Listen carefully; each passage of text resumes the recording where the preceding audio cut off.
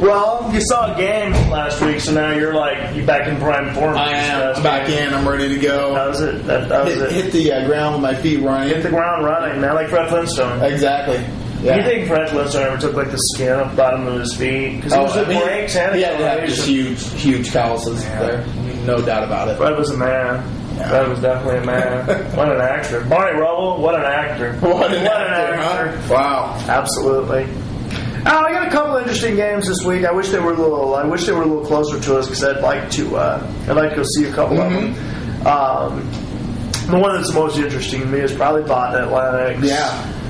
That's kind of a crossroads game. I would say from comparative results, that looks like it could be a very, very competitive game. Yeah, they lost to Sydney by about the same amount. And, it's one of those crossroad things because I think Lennox is kind of coming down a little bit. They got the bubble burst a little bit. That whole ranking thing got exposed. And it's hard telling how seriously they took that. I mean, they had to know. They had to see film on Sydney and know they were going to have their hands full. But still, a lot of fans take that stuff and run with it. I'm sure it was being talked about. You just get punished by Sydney. Botnet got their beat down by Sydney out of the way, and now they're playing better. They've adjusted. They've made off a homecoming win. Right, a huge come from behind homecoming win. They've changed their backfield around a little bit. Their defense looks more solid. It's even on paper, but I think if you think about the intangibles, I think you see two teams that are in different frames of mind right now. It might make for a really interesting game. And then I guess kind of the evener for that is Lennox has home field. Field, that's going to be kind of their little advantage. Nishabana's little advantage is probably going to be they have a better mindset. Right. So definitely could be an interesting game. Well, Lennox is well coached. I mean, they're going to have a game plan, and I beat up on Lennox pretty good over being ranked. It ain't their fault. They didn't vote themselves up. They didn't vote themselves 10. They got a great program, and it's still, whether they're having a great year or not, Lennox is not something you want to see on your schedule. No. Not even if you're a really good team, you don't want to see that. And this is an even matchup. I mean, I really, really, really think this one could go either way. Yeah. You saw more of Lennox than I did, but from the way you described them, Botnet's not big either, but there's Lennox. Right. So, Botnet's not for that size. Yeah, Lennox is definitely not big, definitely well coached. They have a good athlete quarterback. They're running kind of a weird offense. I don't even know if it's called I don't know if it'd be a double wing It's like an option offense. But they're both of their ends are literally standing facing the quarterback. It's like the gut used to do, right? Yeah, kind of, but the gut didn't stand facing inwards. I mean, they were lined up at the same place on their ends, but these ends are literally standing and looking at the quarterback. Right at each other. Yeah, exactly. So they can only go one way, which is I find really odd, and they take themselves out of the equation when it comes to blocking, which I also find but anyway, they're definitely not overly talented. They're kind of a single person offense. Their quarterback's not getting things done. They're not getting things done, but at the same time, like I said, they're well coached and they're disciplined. They'll be real disciplined. Right, they're disciplined on defense. They stay in their gaps and everything like that. Sydney just was exploiting the fact that they were just faster than them. Right.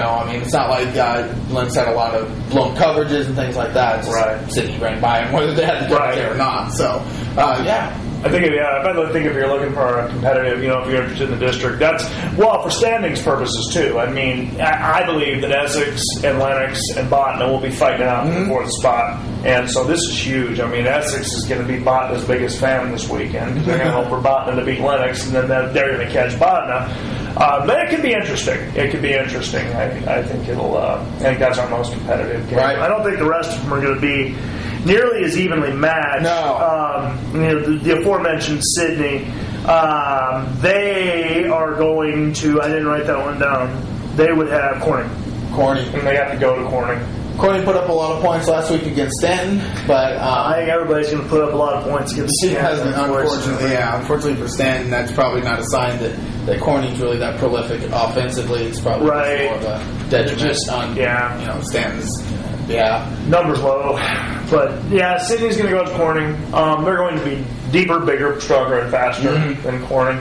I mean, if Essex, I've seen Essex's offense, and I mean it's good, but it's not potent like Sydney's. They don't have the big play threats that Sydney has, and they hung 46 or 48 on Corning. I mean, this one, like I always say in games like this score will be whatever Donnie Sears wants it to be. And I think if anything, Donnie's the consummate perfectionist.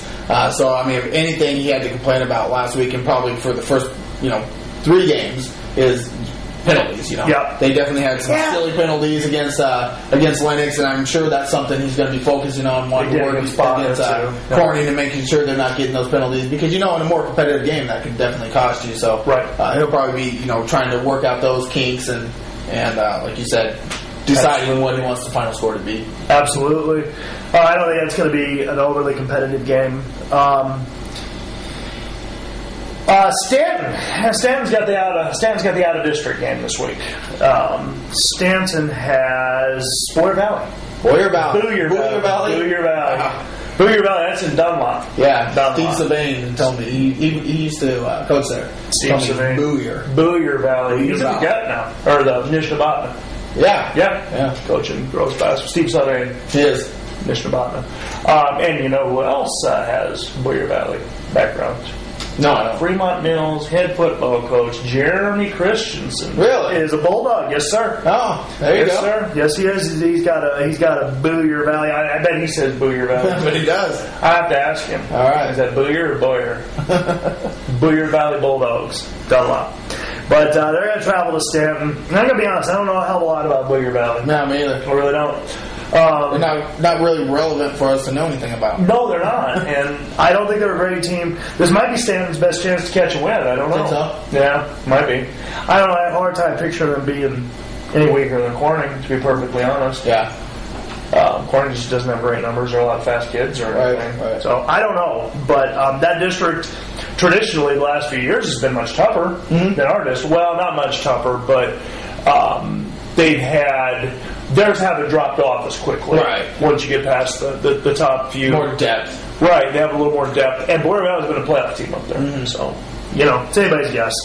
They got second. They happened to beat Glidden last year.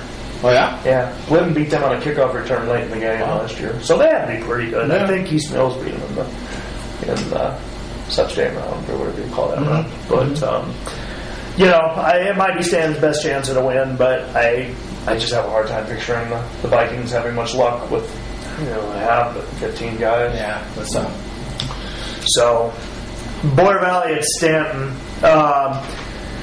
Cam goes to Villisca.